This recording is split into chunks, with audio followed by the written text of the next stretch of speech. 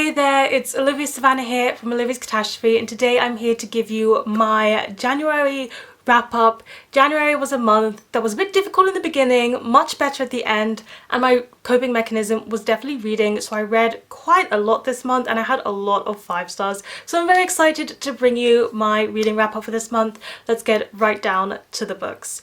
Oh, and just in case you're new here, I will have content warnings, as many content warnings as I can think of for these books, in the description box down below. Now, let's get down to the books.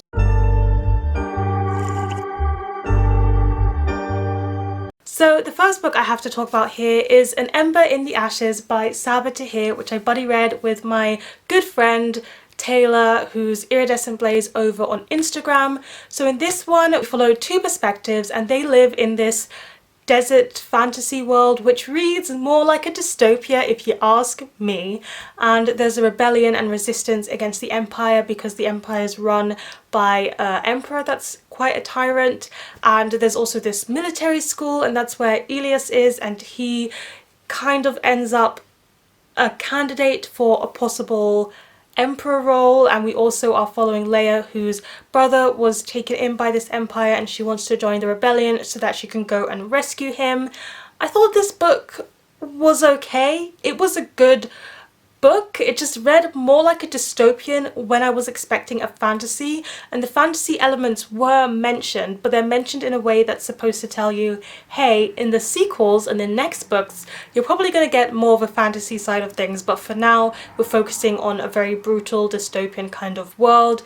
And while I did like the characters, I didn't feel a particular pull to any character, so I was just kind of drifting around throughout the story. I liked Helene well enough, she was a nice character, but for the most part I wasn't connecting to any particular character. And then the plot ended up being a lot more military focused than I thought. I was really interested in the trials. I feel like that was the selling point of the book for me that kept me reading. I was a bit disappointed in the 3rd trial. I think it went a bit, was it the 3rd or the 4th trial? It just went a bit, I've read 2 books of trials this month. It went a bit too fast, and yeah, I just ended up a little bit disappointed because I know this series is so very hyped, and I spent a lot of time going back and forth on whether I wanted to continue the series because it felt a lot like this is one of those books where the next one is going to be really, really good, but also I'm just not that interested. I'm not that pulled towards it, so I think I'm going to be letting this series go here. I'm not going to be continuing with An Ember in the Ashes. It was a fun time, but I just don't think it's something I want to invest more time in, unfortunately. The next book is going to be the other book that I've mentioned that has trials in it, and that is Nevermoor by Jessica Townsend. This is the first one in the Morgan Crow series, and there is a live show for this one that is going to be happening this weekend, so check your calendars. I'll leave some information down below on the date and the times. It's going to be happening on the 6th of February on the Saturday. So I'm very much looking forward to discussing this with Sabine from Sabine's Book Nook, Shanice, Noel, and also Elena from Elena the Great. But for now, let's talk about this book. It's about Morgan, and she is a cursed child, which means she's sentenced to die on Eventide. And when Eventide rolls around and she's all prepared to die, Jupiter North comes and whisks her away to the world of Nevermoor. However, there are consequences. She can only stay if she can make it into the Wondrous Society, and she has to go through trials to be able to do this. Now, I had a lot of fun with this book. I thought it was really enjoyable. It's just a whimsical story of getting whisked away into this really fun world. Finestra is a great giant Magnificat, and she has sass and competitiveness, and I really liked her character. I liked the hotel and how it kind of changed to fit the people within it, and I also just had a lot of fun in the world, seeing what those trials were like. It was just an enjoyable, fun story. But I did not love it as much as everybody else on BookTube seems to be loving it at the moment. And I think personal preference does come into play here, simply because I'm someone who likes it when it has a bit of a deeper theme. I do understand it's great to just have books to enjoy, but even then you can just touch on some deeper themes a little bit.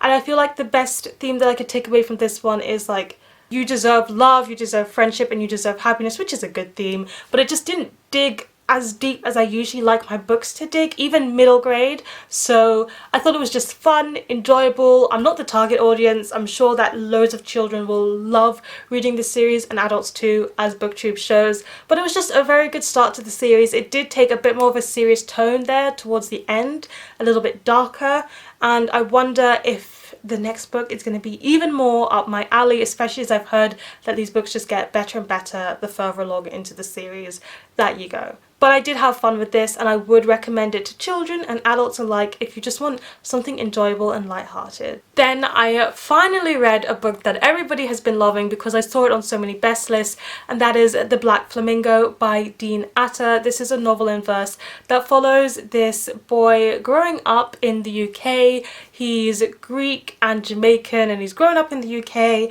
and he is gay as well, and he's just navigating all of his identities and trying to find where he truly fits in and how he can really love himself, but also recognize the love that others might have for him as well.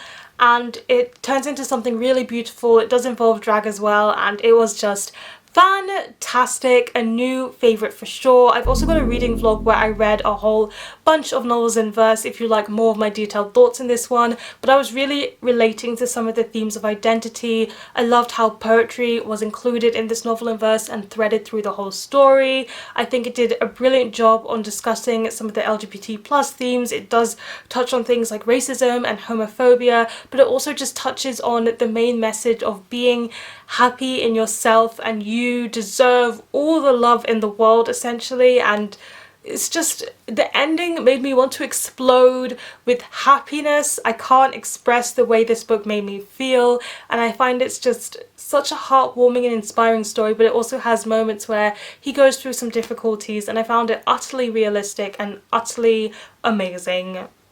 Recommend. We're going to continue on with another novel in verse, which was another new favourite, 5 stars because it was brilliant, and that is Punching the Air by Ibi Zoboi and Yusef Salaam.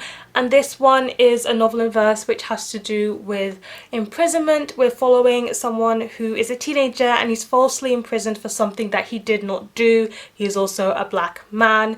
Well, a black teenager. That is an important distinction to make. He's a black teenager who's imprisoned for something that he does not do, and it's talking about his experience in the court case but also in the juvenile detention centre, and it just packed a punch because it deals a lot with the anger that he has over the injustice of the whole situation. And I think it's very important that the anger is included, and it shows how anger does not equal criminal. And it also deals a lot with racism. There is racism that exists within imprisonment systems and how that can impact your experience within a prison or a juvenile detention centre, and I think it handled that so very well. It was just so beautiful to see Amal as a character find solace and safety in creativity. And I'm not just talking about in art. I know that the synopsis mentions art, but in music, in rap, in things that can stay within him and can't be taken away from him. It was a beautiful story, it was an emotional story, and it did have some hopeful tones, which I was incredibly grateful for. I didn't expect that. Open ending, but I think the open ending makes you think, and it was perfect for this story. Really, really recommend this one as well. Take a brief break from novels in verse to just quickly speak about Percy Jackson and The Titan's Curse by Rick Riordan, which is the 3rd book in the Percy Jackson series. I've been reading this for my Read It Backwards series on this channel, so I have a full video with all of my thoughts throughout reading this one, and I had less thoughts than I usually have on my Read It Backwards. It was an interesting book. It's not my favourite in the series. It's quite a travel book with a few random adventures thrown in, and it feels very much like the middle of a series, which is what this book is exactly. The 1st book in the Percy Jackson series follows Percy as he discovers that demigods exist, and he is the son of Poseidon. He gets whisked away to this camp called Camp Half-Blood, but they also believe that he's stolen something very important, and he goes on a whole adventure to prove his innocence. I really recommend this series. I still really recommend it, even if this is not my favourite one in particular, but it's just a lot of fun. Back to the rest of the novels in verse. So the next one I have to talk about is Other Words for Home by Jasmine Warga, and this one is a middle grade novel in verse, and we're following Jude, our main character, who lives in Syria with her family, but as things start to get heated in Syria, Syria for her safety, her mum and her moved to Cincinnati in the USA. And it's about her experience as she's moved. It deals a lot with Islamophobia, xenophobia, and she doesn't speak fluent English when she gets there, so as a child she's struggling with that. She's not understanding the perceptions that adults and other people have of her simply because she's from Syria and she's an immigrant, and it was just such an important and moving story about the ways in which adults fail children by bringing their own prejudices and issues to children. But I think it's also a very important story about finding your home, your own place, and what it's like in this immigrant experience to just trying to find what home and family truly is and what life can be like as an immigrant. I think it did it very, very well. I was reading through this one, blazing through it in a single day. Made me feel all of the emotions. 5 stars, new favourite.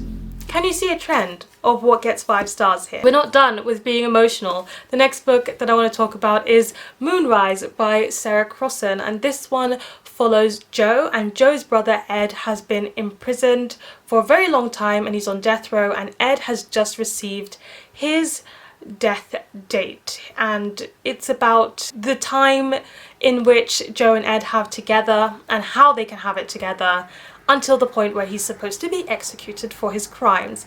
And it does bring into question whether or not Ed did his crimes, but that's not really the main point of this novel. I think the main point of this novel is to show the experience of what it's like for family members, but also for criminals who are on death row, and why death row is murder, and also why it shouldn't happen, and the effects that it can have on people, not only the person who's on death row but also the entire family, what the media is like. And I was feeling a lot of emotions. It doesn't forget that Joe is a teenager. We get to see him doing teenager things, feeling teenage frustration, feeling teenage love and such. So it was just interesting to read this one from a teenager's perspective, but also the way that it paralleled memories that he has with his brother to his experience now and his experience in a jail as a guest to a jail. Whew, it was definitely an emotional ride, and it talks a lot about grief, of course, because it's kind of the same situation with a terminal illness where you know a death is coming and the grieving process starts early. It was making me feel a lot of things, and I really do recommend this novel in verse, just to learn more about jails, death row and such if you want to. Now we have Blood Paint Water by Joy McCullough. So this is the last novel in verse if you're tired of hearing me talk about novels in verse, but this one was fantastic. So it's a historical fiction novel in verse, and we're following Artemisia, who is a real artist. This is based on a true story. Artemisia is someone who is an artist, but her dad signs off on all of her paintings, so she gets none of the credit, and it has to do with a sexual assault case. So it's got a lot of those themes, and a lot of the focus is on sexual assault and what it's like going through that law system in history. And it just struck me so much. Artemisia was a very powerful character to follow. She talks a lot about the sexism and misogyny that she faces and women face in everyday life, but it was also just so interesting to see this court situation that happened in history and seeing how it parallels and still relates to how the law system and social situations tackle sexual assault in the present day, and how little development we have made. And seeing that comparison from my mind and this book was very effective in getting its message across. But also for a novel in verse, I thought this one was written very lyrically and beautifully, especially, and it just captivated me with the writing and the images that it created. It used a little bit of prose in some places, and I think it did that fabulously as well. So 5 stars, definitely recommend. Now we're going to talk about the non-fiction book that I read this month, and that was Dear Reader by Cathy Rentzenbrink. And this one is pretty much just following Cathy Rentzenbrink's life but throughout books.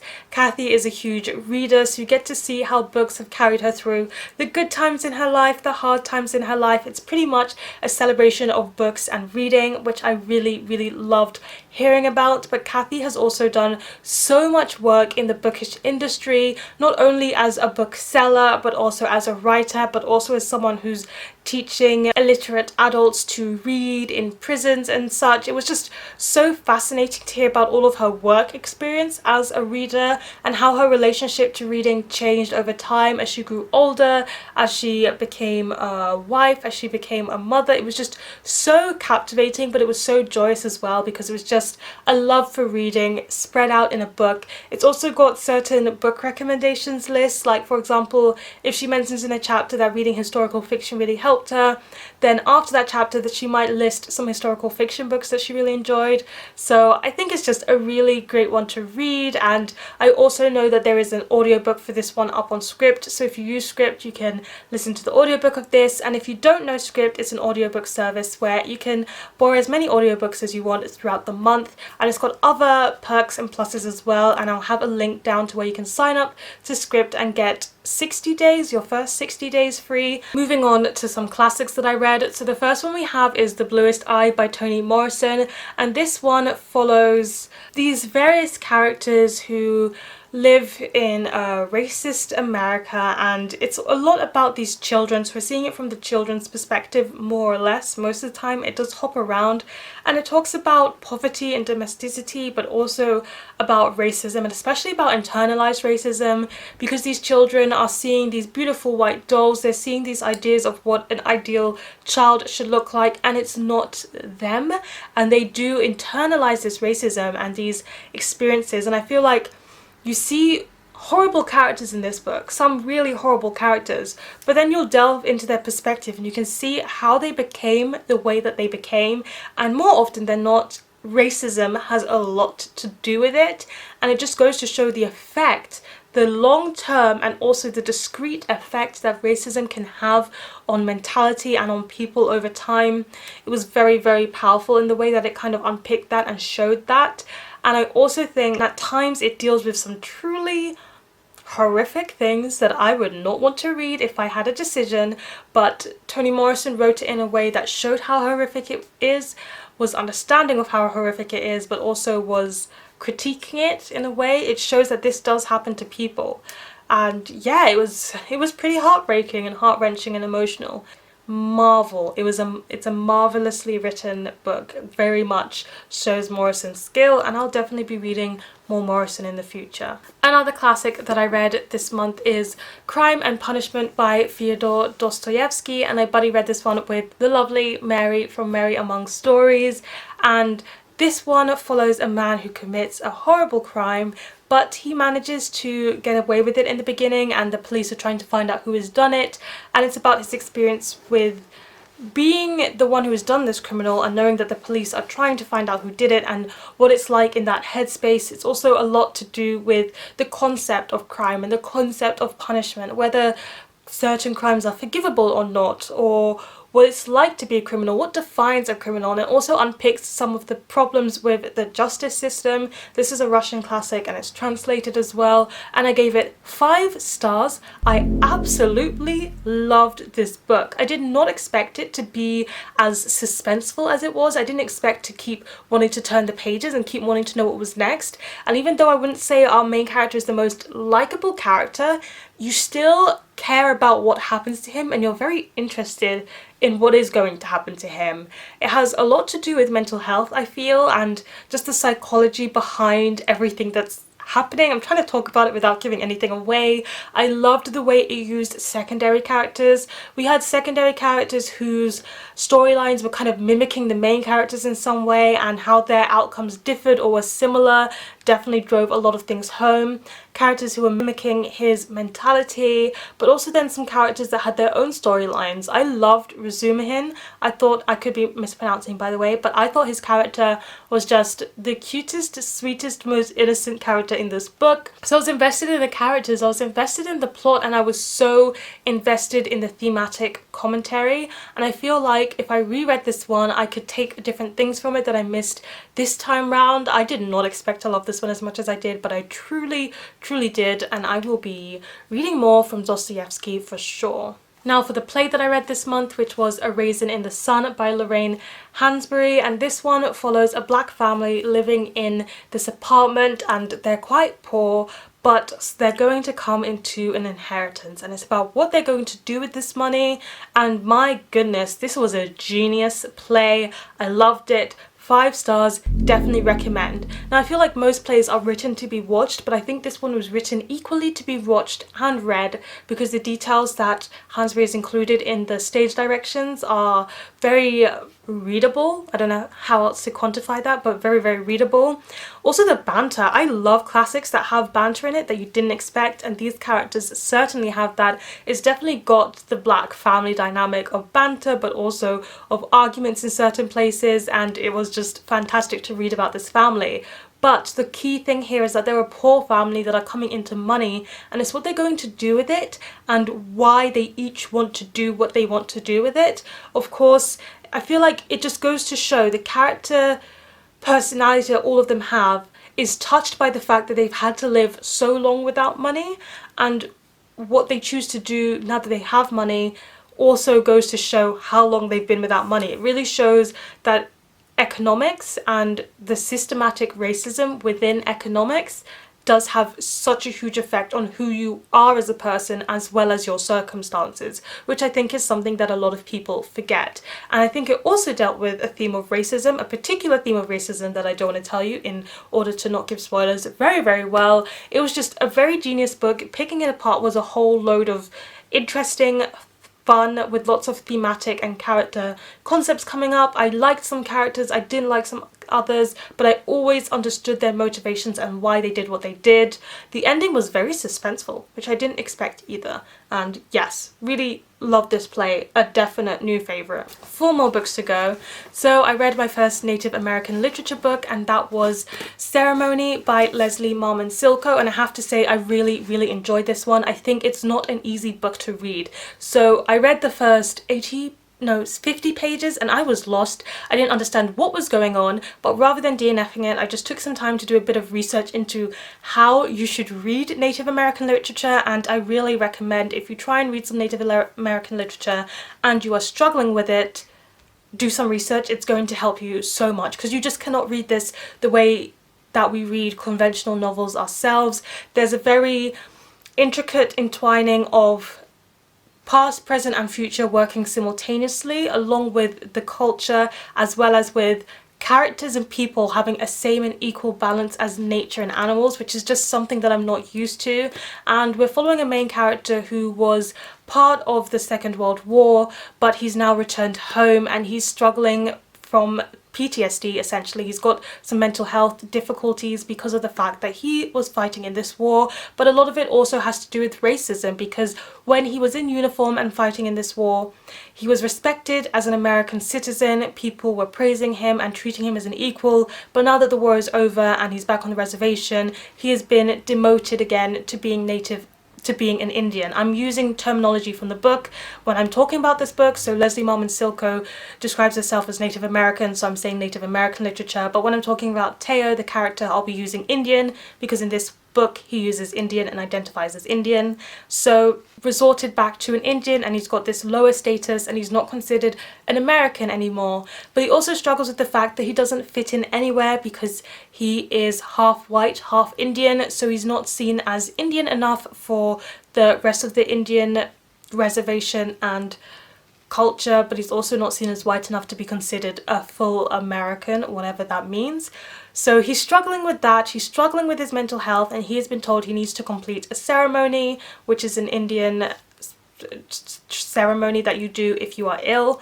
And yeah, it's about his experience with that, and the book is an experience. I've never felt so bad when I stop reading, because I just need to keep reading within this world. Once you're in that mode and once you're in that level of his character but being in tune with nature, it's just so hard to break out of it. The writing was lyrical and beautiful and capturing and magical, and maybe not that much happens in the story itself, but a lot happens mentally over the course of his development in the story, and I think it's just masterful. I find it so hard to describe this book, because really it's a transformative experience that you go on, but it was absolutely fantastic. I will read more from Leslie Marmon Silko, and it's time that I read more Indigenous literature that's not Australian focused. So the first book I read in January actually was The Harpy by Megan Hunter, and this one is about a woman who finds out her husband is cheating on her, and they reach an agreement that she can hurt him 3 times in revenge, but this kind of spirals to a larger degree than either of them thought. And this is a very strange book. It's a very quick read, but the way that she feels a connection to the entity of the harpy and the image of the harpy, but also her domestic life and what it's like being a mother and only being a mother. She's a work-at-home mum, and yeah, how her whole life is thrown up into turmoil and question because of this affair. And seeing as she's a mother first and foremost and a wife first and foremost because she works from home, this whole affair is putting everything about her identity into question, and she doesn't know who she is anymore, and she's kind of figuring it out and piecing this out as she goes along this book. And yeah, the ending was open and it was strange, but I liked it, and I don't know what more to say. I just really did like it, and I liked how it picked apart its themes and also about womanhood. And yeah, it was just a very interesting book. I feel like I'm not doing this book justice by my description, but I have no other better way to explain it. So the 29th of January was my birthday, and I decided on my birthday I'm going to reread a favourite book. So I reread Waiting for the Flood by Alexis Hall, and this is a new adult romance that follows these 2 guys. One of them has been in a long-term relationship and he's broken up with that person, and even though it's been years since the breakup, he just hasn't moved on, and his area is about to flood, so the flood protection people come in to help protect the houses and prepare them for the flood, and he catches the eye of Adam while Adam is there to help out with the flooding, and they kind of have a little bit of a romance. It's a novella, so it's very quick and short, but it's just the sweetest and cutest thing ever. Our main character has a stammer as well, and it talks a little bit about what it's like living with a stammer, but I feel like it's mostly a post-breakup story about how difficult it can truly be to move on when you've been in such a long-term relationship and intended and like started to set up a whole life together and have that ripped away. And how can you move forwards from that? So it really is more about the breakup than the romance, I feel, but it does them both so wonderfully. Alexis Hall's writing is always so beautiful, and we're following a main character who repairs broken books and has a love of certain words, and it's just so beautiful to read about. Oh my goodness, I love reading this book. I have previously said in my haul video that this book is a romance without any explicit scenes, and it's correct, that's true. There are no explicit scenes on the page for this one. However, I noticed when I was rereading there's more like references to certain things than I expected, but it's referring to them and not showing them on the page. So if that even is something that doesn't work for you, maybe this book wouldn't be the one for you either. But I really recommend it, love it. It's a reread, so I can't rate it, but you know, it's a 5-star rating. Oh no, we're ending on a negative note, but last but not least, we have the only book that I rated less than 3 stars this month, and that is The Crying Lot of 49 by Thomas Pynchon. I kind of knew that I wasn't going to like this book before I read it, so I listened to the audiobook on script to help me get through it faster. But we're following this main character who's this girl, and somebody that she used to date dies, and in his will she is the one who has to control the will and act it out and everything. And she discovers this conspiracy that has to do with postage stamps of all things, and it has to do a little bit with madness, but it just kind of goes from there when she looks into this conspiracy and what she finds out. But I didn't like this book. I thought it was very uneventful. I was very bored. A conspiracy about postage stamps does not intrigue me whatsoever, and at the end of the book there were just no answers. It was a very open ending, and I was like, what is the point? It was a conspiracy that I didn't care about, and I don't even get the satisfaction of any answers at the end, so what was the point? I did not like our main character. I felt like the first 2 chapters, especially one that has a lot to do with infidelity, was completely unnecessary because I have no idea what that added to the story whatsoever. And yeah, it was just short but dragged because nothing made sense, and what did make sense I didn't care about. I just don't really have much to say other than I did not like this. I did not find it entertaining. I do not see the point. Why are we upholding this classic? Like, what is there for me to take from this book? That is what I want to know. If you know the answer, let me know in the comment section. And there you have it. Those are all of the books that I read in January. Please let me know in the comment section down below. Have you read any of these books? What do you think? Or if not, what was your favourite read in the month of January? Please give this video a thumbs up if you enjoyed it. Hit the subscribe button if you want to see more.